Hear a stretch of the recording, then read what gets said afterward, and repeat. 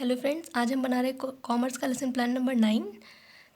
सबसे पहले विद्यालय का नाम, दिनांक, कक्षा एवं वर्ग, विषय और फिर उसके बाद चक्र अवधि, उसके बाद प्रकरण।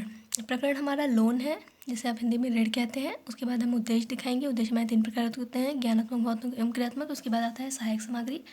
सहायक सामग्री के बाद आता है पूर्व ज्ञान।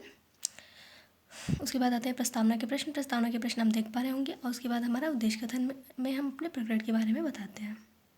फिर शुरू होता है हमारा शिक्षण अधिगम व्यवस्था, जिसमें सबसे पहला कॉलम होता है क्रम संख्या, शिक्षण बिंदु, छात्र अध्यापिका कथन, छात्रों क्रिया, विधि प्रविधि एवं श्यामपट्टकार आप देख पा रहे होंगे। उसके बाद हमारा पहला शिक्षण बिंदु लोन का अर्थ एवं परिभाषा।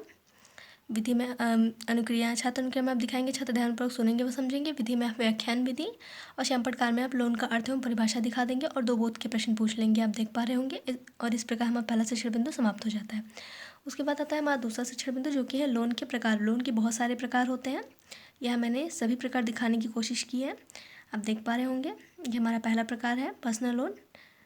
विधि में आप व्याख्यान विधि दिखाएंगे, छात्र अनुक्रिया में आप दिखाएंगे, छात्र ध्यानपूर्वक सुनेंगे व समझेंगे, हम देख पा रहे होंगे। बहुत सारे लोन के प्रकार हैं, home loan, education loan, car loan, और आप लोन के प्रकार दिखा देंगे श्यामपट्टकार में।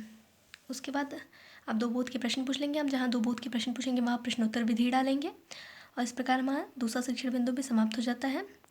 उसके बाद आता है हमारा तीसरा शिक्षण बिंदु, जो कि है लोन के अन्य प्रकार। मतलब मैंने आपको बताया था ना कि लोन के बहुत सारे प्रकार होते हैं, या मैंने 8 प्रकार दिखाए हैं, तो 8 को एक ही शिक्षण बिंदु में दिखा पाना पॉसिबल नहीं था, इसीलिए मैंने उसके 2 पार्ट कर दिए हैं, आप देख पा रहे होंगे।